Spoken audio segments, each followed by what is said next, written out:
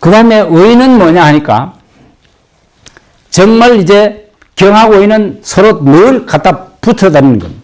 그러니까 외적이 쳐들어왔을 적에 외적을 막아내야 될 거 아닙니까? 이제 군대로 말할 것 같으면, 국가로 말할 것 같으면 외적이 쳐들어왔을 때 막아내야 되는데 못 막아내면 이제 죽을 수도 있고 그런데 막아내는 것을 총괄하는 사람이 누구냐? 의예요. 그러니까 경은 적이 오기 전에 내 마음을 자꾸 다스리는 이게 경이고 정말 외적이 쳐들어왔을 때 막는 역할을 하는 것은 의라는 거예요. 그 의가 그 밑에 그림에 구간 밑에 보면 백규 대사국 하는 게 있습니다. 제일 밑에 여기 보면 네모로 왼쪽에 백규가 있고 대사구가 있습니다. 백규 하는 거 이게 백규의 이름이 의예요. 이 백규가 대사구에게 명령을 해서 외적을 물리치는 거예요. 그래서 제대로 물리치면 이제 욕심을 제대로 물리친 사람이 되는 거라. 그리고 욕심을 못 물리치면 여기서 지는 거예요.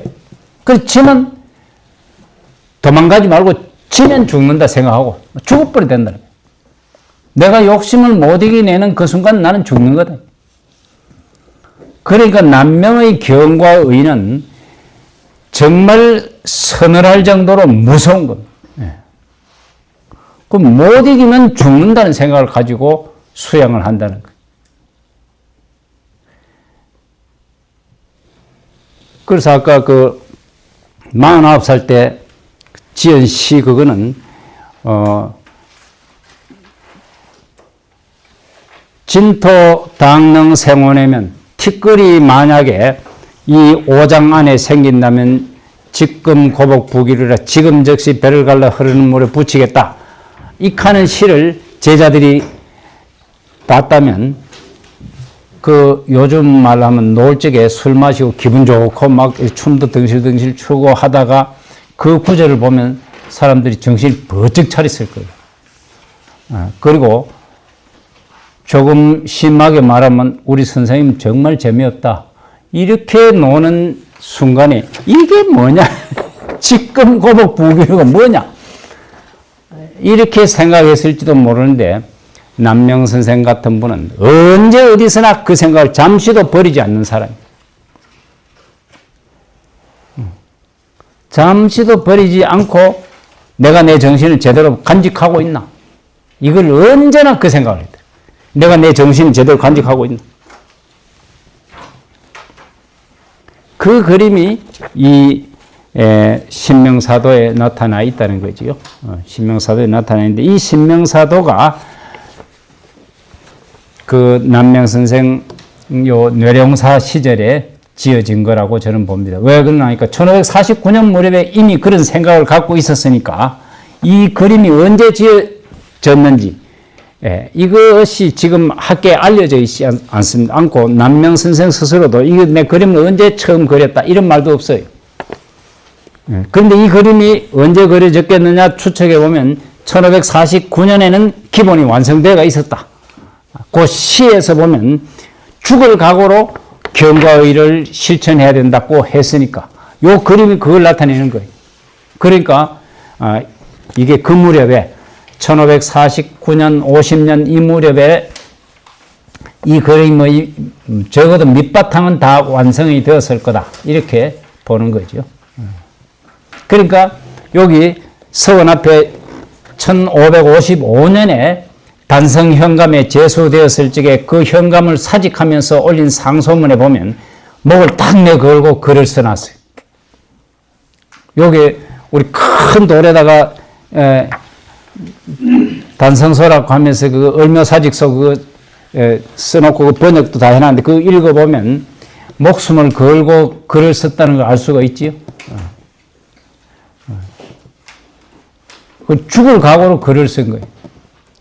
저는 학교 다닐 적에 학생들이 그 글을 이야기하면 아이 선생님 뭐 단성현감 제수했으면 임금이 자기한테 요즘 말하면 군수 제수해 주는 건데 아이 과거 시험도 합격 안 한 사람 뭐 군수하라 하면 고한테 하고 좋아해야 되지 뭘 그래 말이지 임금한테 마구 임금 어머니를 과부락하고 말이지 임금은 자기 아버지가 임금이 내가 겨우 임금 됐을 뿐이지 당신 뭐 아느냐 하는 식으로 마구 몰아붙이고 이런 글을 쓰면 기분 좋아할 사람이 어디 있겠습니까? 뭐한테 그런 글을 썼느냐? 내가 뭐 남명선생도 아닌데 내가 정확하게 답변할 수는 없지만 내가 보기에는 남명선생이 죽으려고 쓴 것 같다. 저는 그때 그래 되죠. 남명선생이 죽으려고. 이랬으면 잘하면 나를 안 죽이겠나. 그러면 나라가 좀 바로 될지 않아. 그러니까 무슨 큰 사건이 있어야 뭐가 좀 바뀌거든. 그런데 시골에 있는 사람이 임금 심기를 건드려가지고 죽었다. 이래 되면 막 이리저리 난리가 나요. 그러면 세상이 좀 바뀌지 않겠나. 내 하나 뭐 그 죽으면서 내 세상을 좀 바꿀 수 있다고 하면 그거 내 공부한 보람이 있는 거 아닌가. 저는 그래 생각하고 죽을 생각을 하고 글을 썼는데 임금이 죽이려고 생각도 사실 했어요. 지식인이라 하는 놈이 이것도 모르고 나를 이렇게까지 글을 썼을 리는 없다. 이건 나를 모욕하는 거다. 이건 용서할 수 없다. 어디 임금의 어머니를 과부락하느냐. 과부락하는 말은 과덕지부라는 뜻이. 덕이 적어서 남편을 죽게 했다는 거예요. 내가 덕이 부족해서 남편을 죽게 했다는 거예요. 그럼 내가 남편 죽게 한 여자라는 뜻인데 그게 남이 감히 그렇게 말할 수 있으며 또 임금의 어머니한테 그런 말 할 수 있나? 이건 나 용서할 수 없다.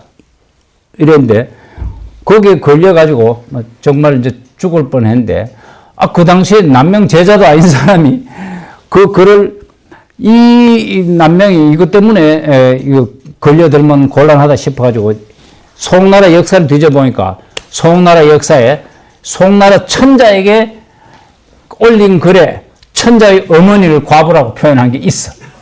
그걸 찾아내가 송나라에도 이런 일이 있었습니다 하고 이야기하니까 그러면 임금이 아무 말도 못했다는 거예요. 그래가 남명이 죽을 각오를 했는데 사실은 죽지 않은 거죠.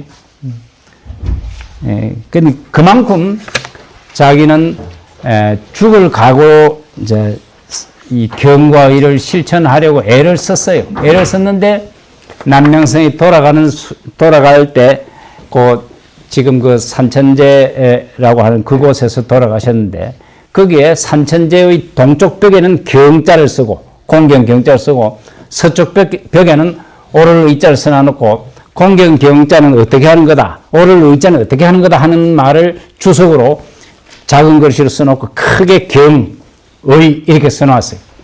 그게 산천제인데 산천제가 그 산천은 주역의 괴를 위에는 산을 뜻하는 괴, 밑에는 하늘을 뜻하는 괴, 요거 합치면 대축이라고 하는 괴가 됩니다.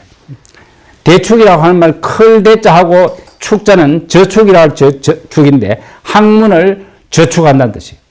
크게 학문을 쌓아가겠다 하는 뜻의 괴가 대축괴입니다. 그 남명생은 그게 61세 때 그쪽으로 이사 가면서 나는 크게 공부를 이제 제대로 온축해 보겠다. 여기 이 근처는 조금 사람이 많이 다니는 곳이고 하니까 자꾸 사람들이 와서 공부할 여가가 없는.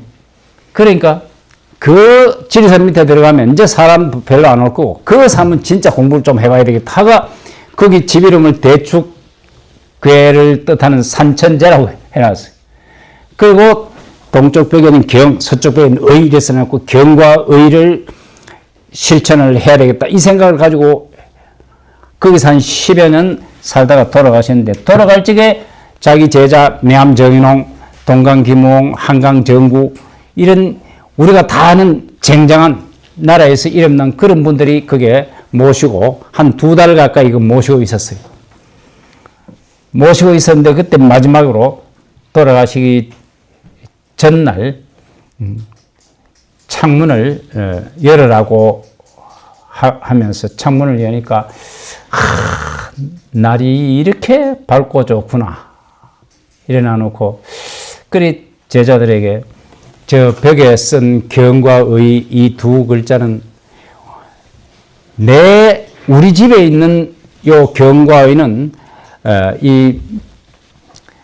내 학문의 핵심이 바로 이 경과 의 이 두 글자에 있다.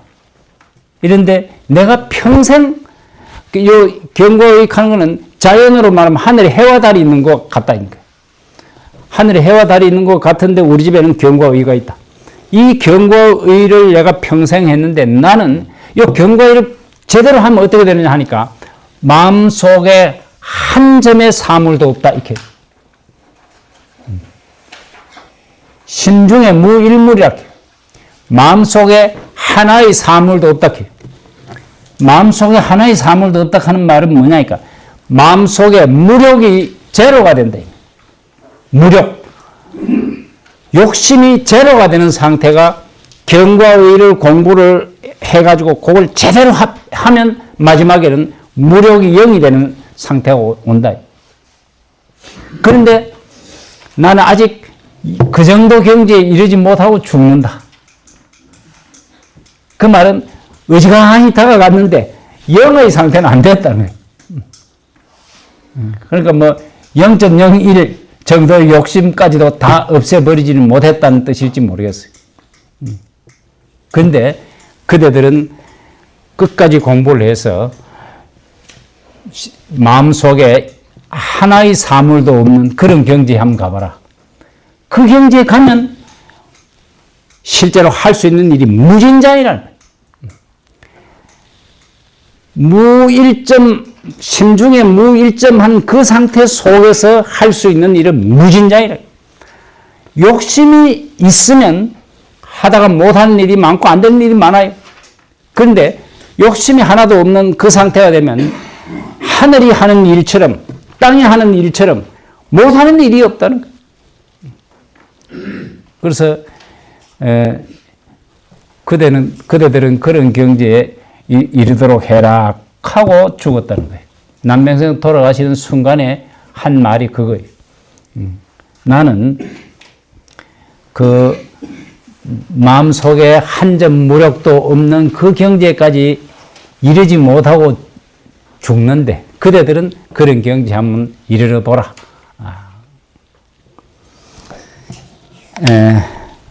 그 이제 제가 시간이 지금 어느 정도 되는지 모르겠습니다만 이야기를 오래 하면 40분에서 50분 정도 하면 집중력이 흐트러진다고 쉬어야 된다고 하는데 벌써 시간이 1시간 넘게 했지요. 아이고. 그래서 참, 예, 아이고 참 죄송합니다. 너무 오래 해서. 근데 여기에 남명조식 선생의 신명사 명하는 요게 바로 신명사도 안에 있는 그림을 하나의 문장으로 써놓은 것이 이 신명사명입니다. 이 지도의 이 그림에 보면 왼쪽이고 빡빡하게 한문 쓰여져 있는 게 있지요. 왼쪽 밑에 그게 신명사명이에요. 태일진군 명당포정이라고 써놓은 그게 신명사명인데 신명사명을 제가 번역을 해놓았습니다. 그럼 한번 간단하게 한번 읽어보겠습니다. 태일진군 명당포정.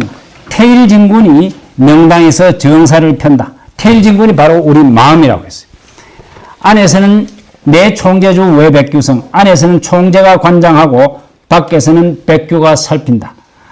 그러니까 안으로는 총재인 경이 관장하고 밖에서는 백규인 의가 살핀다. 안팎으로 경과 의가 총재가 되고 백규가 되어서 경과 의를 제대로 실천한다. 승추 출납 충신수사. 추미를 받들어 말의 출납을 맡다. 이 임금 정신이 제대로 되려고 하면 말을 잘해야 된다는 거예요. 내가 마음속에서 이 갖고 있는 생각을 말로 표현을 잘해야 되는데 이게 충신수사예요. 마음을 진실하게 가져서 말을 제대로 표현해내는 거. 이게 진실되고 믿음게 언어로 표현한다. 우리 말할 적에 말이 잘못돼가 사고가 터지는 일이 얼마나 많습니까? 내 친구한테 그냥 장난스러운 농담을 했는데 이 친구가 그만 오해를 해가지고 그만 평생 원수되고 하는 그 경우도 있고 별 희한한 일들이 많습니다. 그러니까 말을 조심해야 된다니까.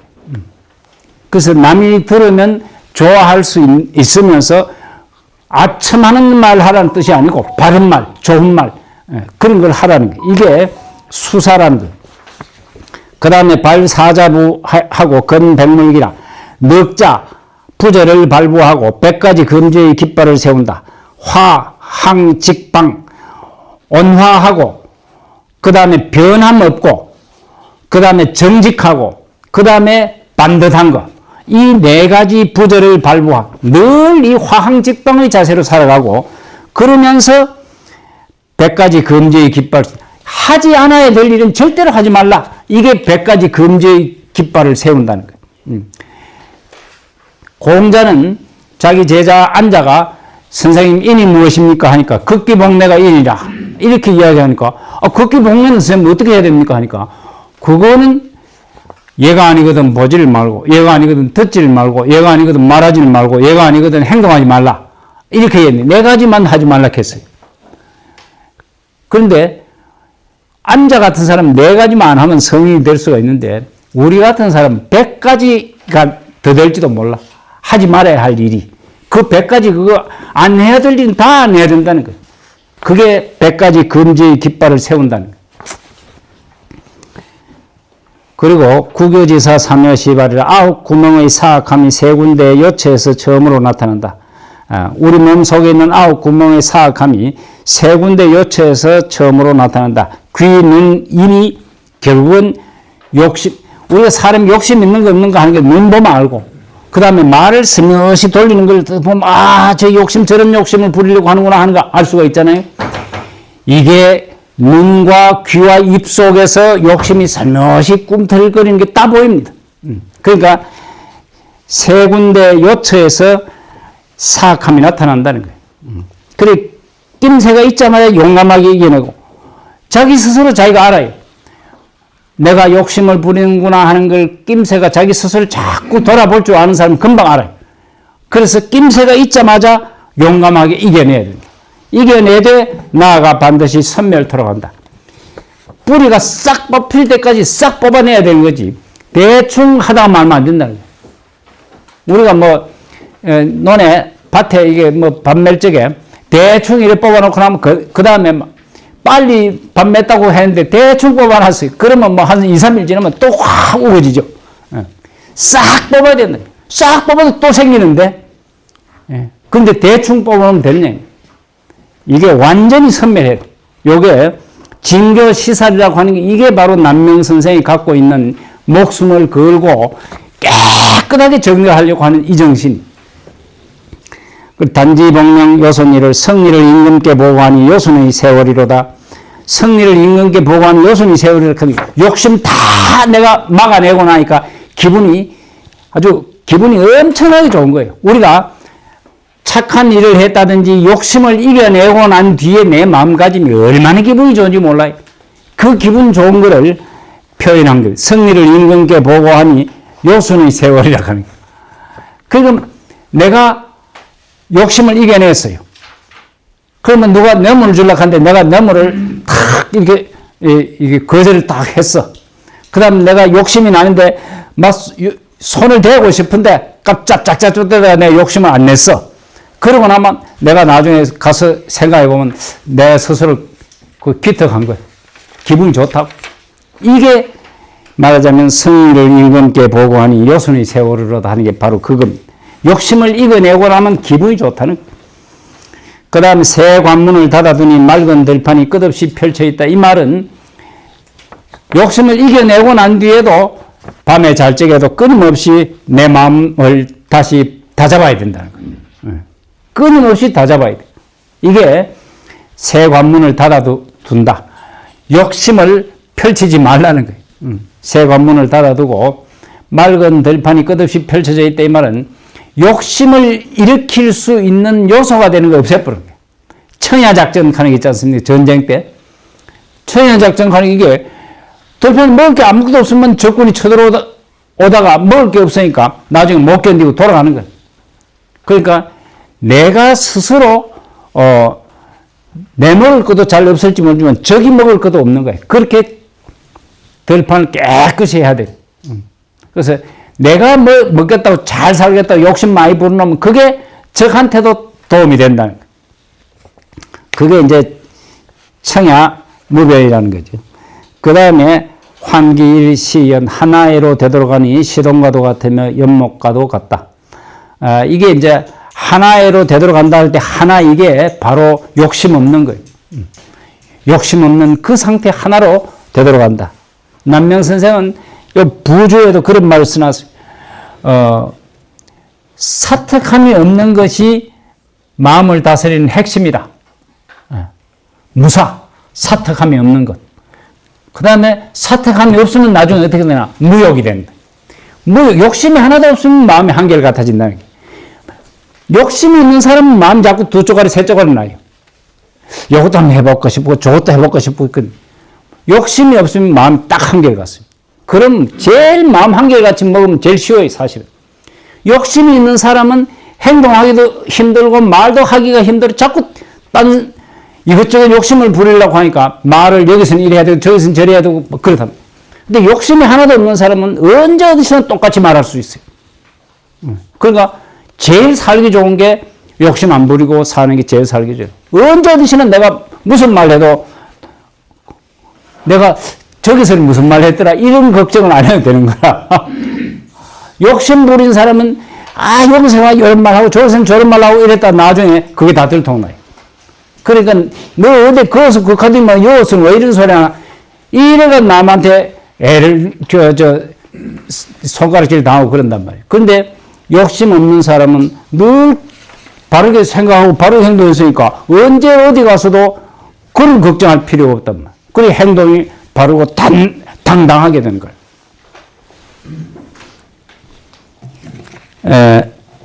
그 다음에 이제 부주에 있는 말 이것 중에 한 가지만 제가 하겠습니다. 이게 이제 남명 선생도 제일 어려운 게 마음 간직하는 게 제일 어렵겠다 싶어가지고 마음 간직하는 것 중에 도가에서 수련하는 법에 이게 사람의 마음을 수원과 같다고 한 거예요. 수원이라고 있잖아요. 그 왜 온도계 한 대고 빨간 거 들었는 거. 그거 우리 그 안에 넣어두고 있으면서 이제 온도 올라가면 그거 싹 따라 올라가고 그래서 그렇지. 그거를 만약에 이런 종이에 수원을 딱 갖다 보면 요쪽으로 약간 기울이면 수원이 서로 흘러가 빠져버립니다. 그러니까 아이고 싶어 이래 하면 또 요쪽으로 서로 여러분 이게 요런 위에 수원을 내가 갖고 있으려고 하면 갖고 있을 수가 없어요. 금방 요리조리 아무리 해도 안 되는 거예요. 이게 사람 마음 간직하는 게 이 종이 위에 수원을 얹어놓은 것과 같다는 거예요. 우리 사람 마음이 잠시도 차분하게 가라앉아 있지 못해요. 가라앉아 있지 못하고 이러면 이럴까 저러면 저럴까 싶고 자꾸 눈이 막 이런저런 거에 전부 눈이 자꾸 귀도 그렇고 자꾸 딸려가는 그게 뭐냐 욕심이라. 그 욕심을 다 완전히 제거하면 어떻게 되나니까 요 구멍이 하나 쏙 빠지는데 그 수원을 탁 집어넣으면 뭐 그거는 딱 그대로 붙어 있거든. 여기에 만약에 이렇게 해놓으면 여기 수원이 제대로 아닌데 여기 구멍을 하나 딱 파가 밑에 요런 거로 딱 해놓으면 요 쏙 들어가잖아요. 요 쏙 들어가면 이제 그 안정이 되는 거예요. 그럼 요 쏙 들어가도록 하는 거는 욕심을 다 버립니다. 쏙 들어가게 하는 거는 욕심을 버리는 거예요. 무욕하면 됩니다. 무욕하면 욕심이 하나도 없게 되면 수원이 안정이 된다. 이렇게. 수원이 안정되는 곡에 마음이 안정되는 거예요. 그래서 홍하는 게 이게 수원인데 영단과 현주다. 사람 마음은 영단 또는 현주 이렇게 말합니다. 이게 도가에서 마음 수련을 영단이라고 해요. 신령스러운 단약이라는 거예요. 신령스러운 단약하는 그게 우리는 수원을 조제해가지고 약을 해가지고 먹으면 무병장수한다 하는데 그거 죽어요. 수원은 독약이기 때문에 먹 죽습니다. 옛날 중국의 화산이라고 하는 산에 신선 되려고 간 사람들이 많은데 거기서 수원을 조제해가지고 먹은 사람도 있다 하는데 그 사람 다 죽은 사람들이. 산 꼭대기 그 전부 벼랑이 있는 그런 꼭대기에서 수원 먹고 전부 죽은 거예요. 죽었는데 그 꼭대기에서는 밑에 떨어져도 어디 있는지 몰라요. 그 사람이 사라져 버렸어요. 와, 신선대가 하늘 올라갔다. 신선대가 하늘 올라간 게 아니라 전부 죽은 겁니다. 이거는 약으로 먹는 게 아니고 수원이 바로 사람의 마음이랄까. 욕심내지 말라는 뜻입니다. 욕심을 안 내면 무병장수해요. 욕심내는 사람이 결국은 병이 생깁니다. 스트레스가 어디서 오느냐? 욕심 못 이겨내면 스트레스가 자꾸 오는 거예요. 그래서 내가 스트레스 생기는 가만히 보면 욕심이에요. 펼쳐내는 방법은 욕심 안 부리면 스트레스 안 생기는 거예요. 그거 이외에는 그저 내가 한결같이 내 할 일을 열심히 하면, 그거만 하면 돼. 열심히 하는 거, 그거 말고는 다른 거는 욕심 안 내면 하나는 할 수가 있어, 하나는. 내가 달리기를 좀 잘한다 이러면 내가 달리기 연습을 매일 달리기 연습, 그러면 내가 달리기는 이 합천에서 내가 제일 잘 달리는 사람 될 수가 있어. 그런 제일 잘하는 거 하나만 하면 되는 거지. 온갖 거 다 잘하려고 하고, 그 다음에 돈도 많이 벌려고 하고, 높은 자리도 올라가려고 하고, 이러면 머리가 복잡해집니다. 그러면 스트레스가 쌓여가지고, 그 스트레스 때문에 결국은 여기암, 저기암, 못 견디게 있다 결국은 고생하다 죽는단 말이에요. 그러니까 여기 이야기하는, 영단이 수원을 영단이라 하고, 그거를 유주라 해요. 흘러다니는 구설이라 해요. 구설이라는 게 보배인데 이게 흘러다니는 게 요리요리 흘러다니는. 그래서 잘 다루나 간직하기 어렵다. 간직하기 어렵죠? 마음 이거 제대로 간직하기 어렵죠. 그래서 마음을 잘 간직하는 방법은 뭐냐? 욕심을 부리지 말라. 욕심. 그리고 해야 될 거 하는 거 그것만 하면 되는 게. 그래서 우리가 농사 짓는 것도 농사 잘 지으면 되는 거예요. 그 다음에 공부한 것도 공부 열심히 하면 되는 거예요. 그래가지고 좋은 성과가 있느냐 없느냐 그건 너무 신경 쓸 거 없어요. 이웃집에는 10말 나왔다 하면 나는 9말밖에 안 나왔어. 이게 끙끙댄다고 해결되는 게 아니에요. 그 다음에 저 사람은 한 번 읽어 다 외웠는데 나는 한 번 읽으면 못해요. 그럼 난 2번 읽으면 되는 거고 그런 거지. 그 스트레스 받을 필요가 없다는 거지. 내가 열심히 하기만 하면 되는 거예요. 그리고 농사 열심히 짓다 보면 남보다 적게 농사 지어도 먹고 사는 문제가 없어요. 더 잘 살려고 애를 쓰려고 하니까 욕심이 많은 거지. 그러니까 약도 치고 온갖 비료도 뿌리고 이러다 보니 스트레스가 자꾸 많아지는 건데 그냥 내가 살 정도만 생각하면 욕심 안 부리면 먹고 사는데 별 문제가 없다는 거예요. 그 참 남명 선생이 이런 글을 쓴 것은 학자들한테만 소용되는 게 아니고 사실은 이 세상에 살아가는 모든 사람한테 이게 다 소용이 된다고 생각을 한 거고 저도 그렇게 봅니다. 보고 장사하는 사람한테도 이게 소용되고 농사 짓는 사람한테도 소용되고 공부하는 사람, 벼슬하는 사람 다 이거 소용 안 되는 사람은 없다고 봐요. 제가 알지도 못하면서 너무 많이 떠드는 거 아닌가 모르겠습니다. 오늘 잘 들어주셔서 감사합니다. 마치겠습니다. 격조 있는 강의를 쉽고 재밌게